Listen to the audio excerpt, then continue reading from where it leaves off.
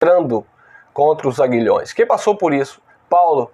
Muitos hoje passam por isso, resistindo contra os aguilhões, né? Era aquela frase, aquela palavra que Jesus usou para se referir a Paulo. Muitos estão resistindo aos aguilhões no dia de hoje. Por quê?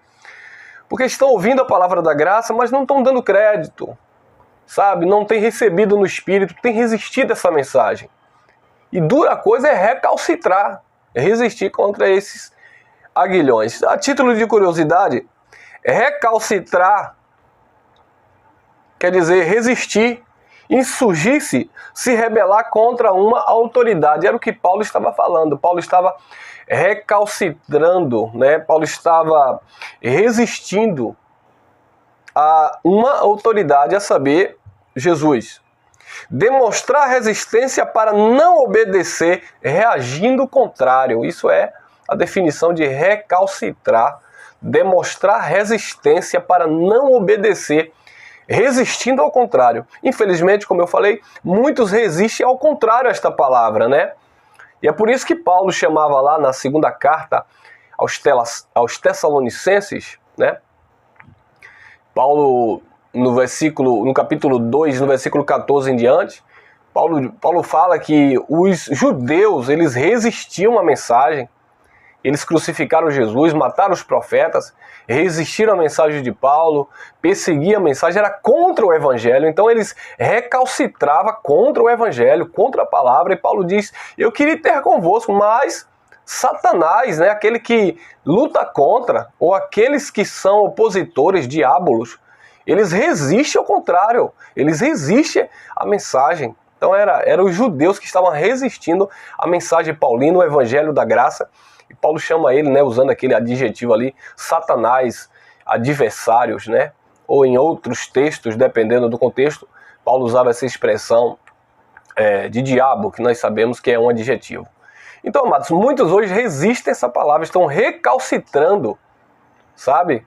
Contra esta palavra, estão resistindo, insurgindo-se, rebelando contra a autoridade, não do homem. Quem somos nós? Ah, você está se rebelando contra a palavra que nós, ministros da graça, pregamos? Não, vocês estão se rebelando, os que estão, contra a própria palavra de Cristo. Então, cada um preste conta, né, a Deus, cada um vai se responsabilizar, tá bom? Então, vamos ao texto que interessa. E ele vai falar também sobre aguilhão. Aguilhão é o quê? É uma vara pontiaguda, uma vara de ferro com a ponta afiada que servia para tanger os bois, né? Imagine uma vara, um aguilhão, uma vara pontiaguda, uma vara com uma lança de ferro que servia para ferir de alguma forma os bois, para tanger os bois. Então Jesus fala, dura coisa é resistir contra os meus aguilhões, falando para Paulo, né? E por certo para muitos que têm resistido a essa palavra. Dura coisa é você resistir contra o meu aguilhão, esta vara que vai lhe ferir, porque você está fugindo, você está resistindo à minha autoridade, à autoridade de Cristo, como cabeça, como Senhor da igreja. Isso é bem forte, tá bom? Vamos lá ao tema propriamente dito, o tema não, aos textos. Atos dos Apóstolos, capítulo 26, versículo 9 em diante. Olha o que o relato de Lucas, ele descreve de Paulo. Eu, na verdade, cuidara que devia praticar muitas coisas contra o nome de Jesus o Nazareno, o qual, com efeito, fiz em Jerusalém, pois havendo recebido a autoridade dos principais sacerdotes, não somente encerrei muitos dos santos em prisões, como também dei o meu voto contra eles quando os matavam. Olha que interessante, Paulo aprovava na morte dos cristãos. Olha que interessante. Versículo 11. E castigando-os muitas vezes por todas as sinagogas, obrigava-os a blasfemar. E enfurecido cada vez mais contra eles, Paulo estava enfurecido contra os seguidores de Jesus. E enfurecido cada vez mais, olha, meu Deus, enfurecido cada vez mais contra eles, perseguia-os até nas cidades estrangeiras. 12. Indo com este encargo a Damasco, munido, cheio de imunidade do poder e comissão dos principais sacerdotes. Estava ali com a carta, né? Ele recebeu a carta dos sacerdotes e foi lá munido de autoridade, né? Para prender os cristãos. 13. Ao meio-dia, ó rei, ele está dando um testemunho para o rei Agripa, se não me falha a memória. Ele diz, ó rei, vi no caminho uma luz do céu que excedia o resplendor do sol, resplandecendo em torno de mim e dos que iam comigo. 14. E caindo nós todos por terra, ouvi uma voz que me dizia em língua hebraica, Saulo, Saulo, por que me persegues? Dura coisa é recalcitrar contra os aguilhões. Dura coisa é você resistir. Dura coisa é você lutar contra esse chamado. Dura coisa é você bater de frente comigo. Paulo, Paulo, por que me persegues? Dura coisa é recalcitrar contra os aguilhões. Disse eu, Paulo, olha, quem perseguia em nome de Deus não conhecia Deus. Disse eu, quem és tu, Senhor? Respondeu o Senhor, sou Jesus, a quem tu persegues. Mas levanta-te, põe-te em pé, pois para isto te apareci, para te fazer ministro e testemunha, tanto das coisas que me tens visto, como daquelas que hei de te aparecer. Então Paulo agora iria ser uma testemunha ocular de tanto aquilo que ele já tinha visto, né? Afinal de contas ele conhecia no judaísmo, né, a Torá, as Escrituras. Então, dentro daquele conhecimento que ele já tinha, né, digamos assim, teologicamente da lei de Moisés, tanto daquelas coisas como daquelas que Deus ainda iria se manifestar para ele, trazendo a revelação, por exemplo, do terceiro céu, Paulo agora seria testemunha. Ou seja, Paulo agora iria mostrar pelas Escrituras que outrora ele usava para perseguir os santos. Paulo agora ia usar a própria Escritura, a própria Torá, né, a própria lei que ele usava para consentir na morte dos santos, ele agora ia usar para testemunhar de que Jesus era o Messias, de que Jesus ele era o Salvador.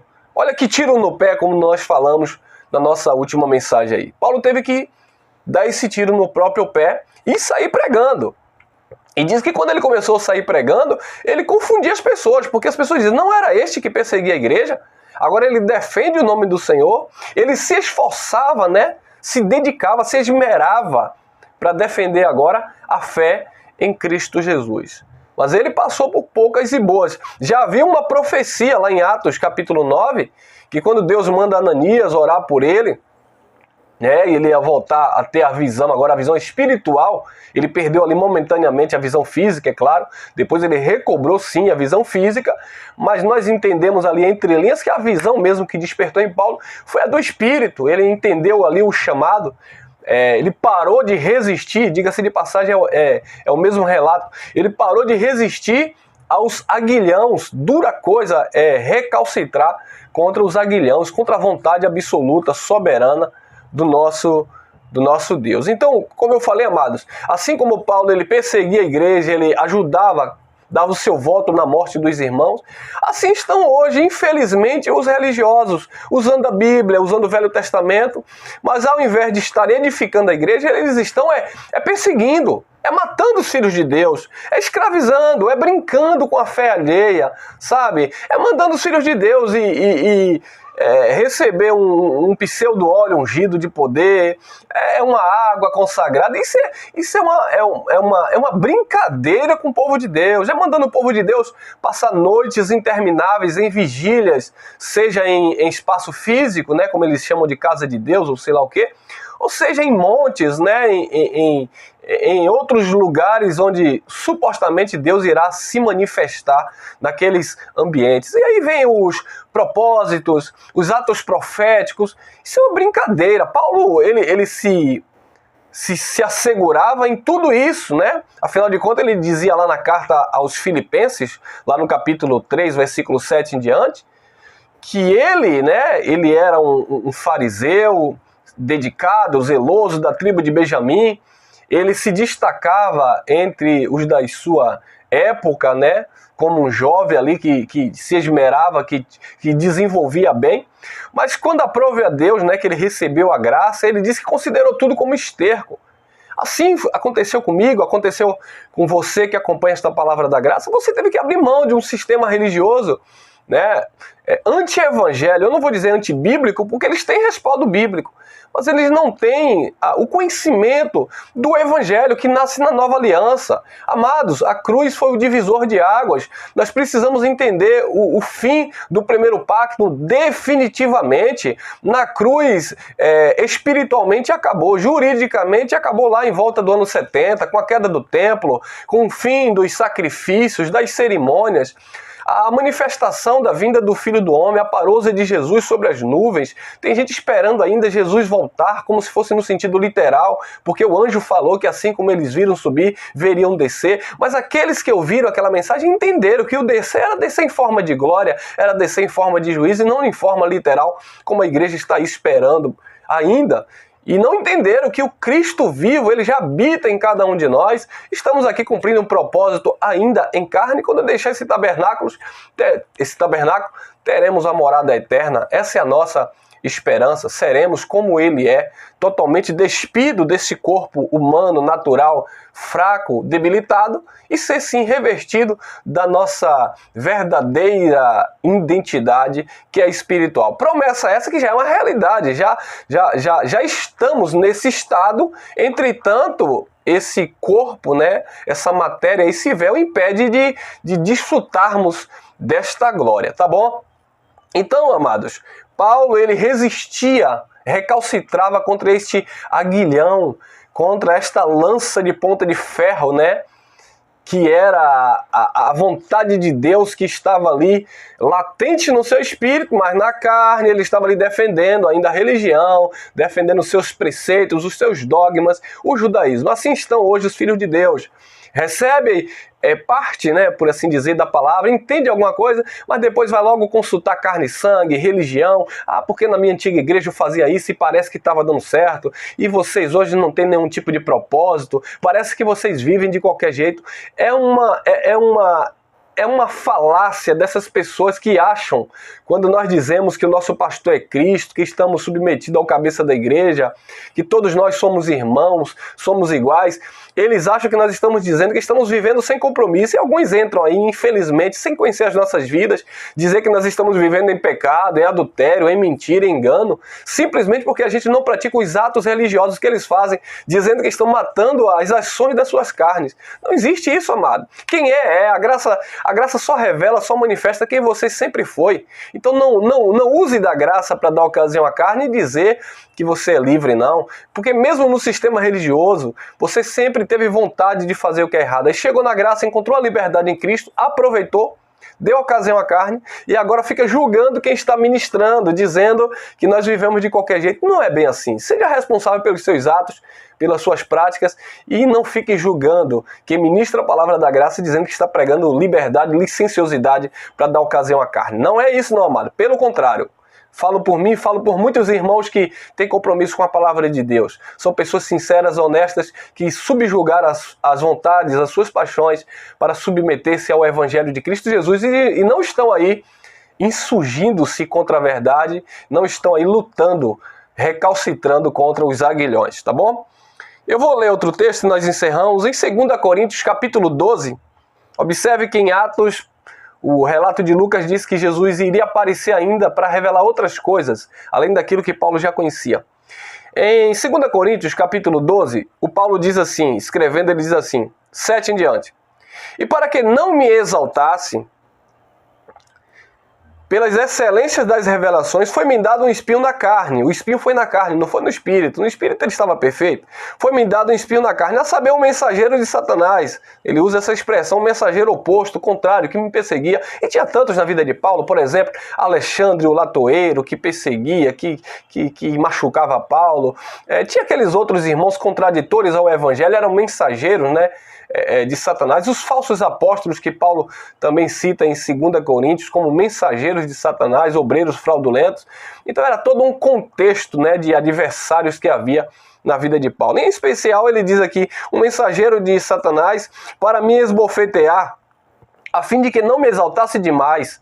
acerca de qual 3 vezes roguei ao Senhor que afastasse de mim. E ele, o Senhor, versículo 9, me disse: a minha graça te basta, porque o meu poder se aperfeiçoa na fraqueza. Aí Paulo diz: por isso, de muito boa vontade, me gloriarei nas minhas fraquezas, a fim de que repouse sobre mim o poder de Cristo, pelo que sinto prazer nas fraquezas, nas injúrias, nas necessidades, nas perseguições, nas angústias, por amor de Cristo, porque quando eu estou fraco, então é que eu sou forte. Que maravilha, né, irmão?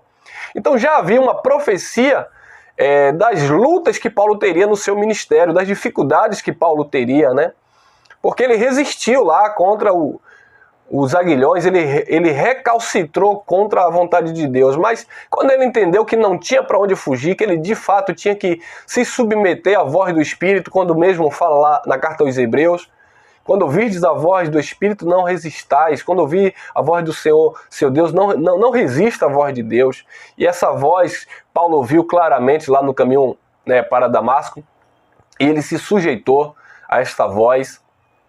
Mas os espinhos continuaram na sua carne. Para quê?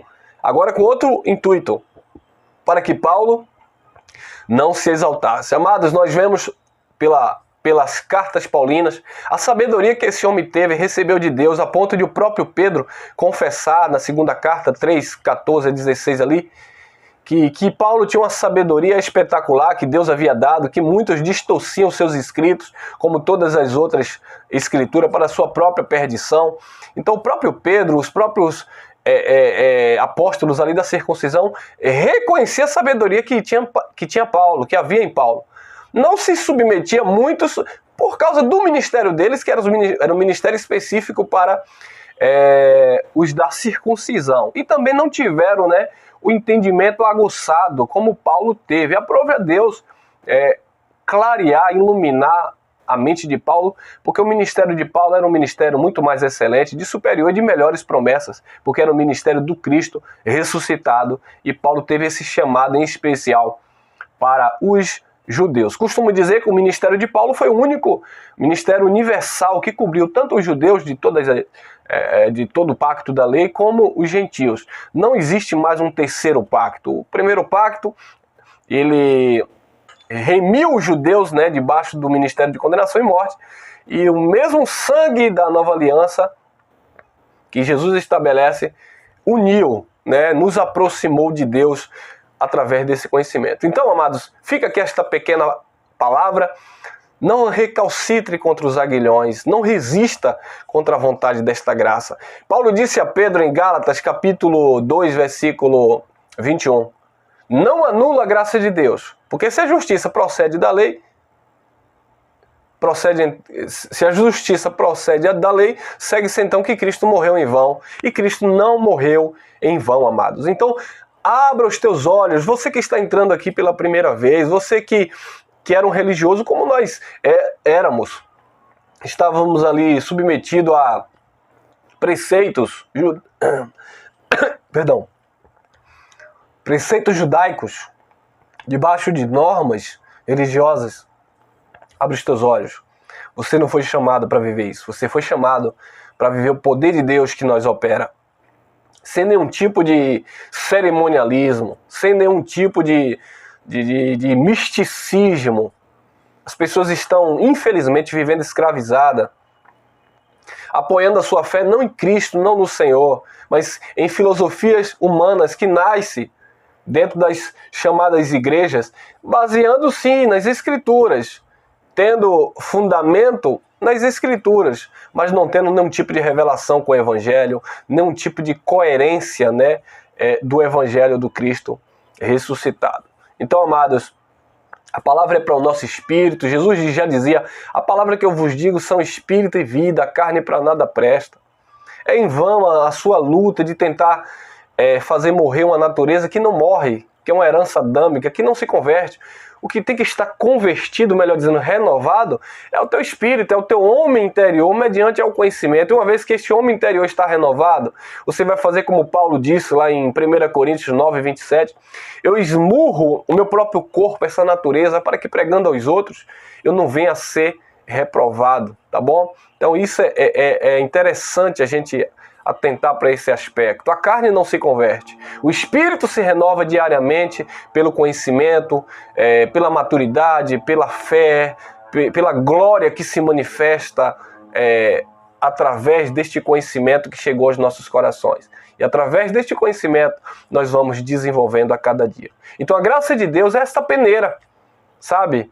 Que mostra que nós somos esses vasos de barro, mas que dentro de nós habita um tesouro de glória. Cristo em nós.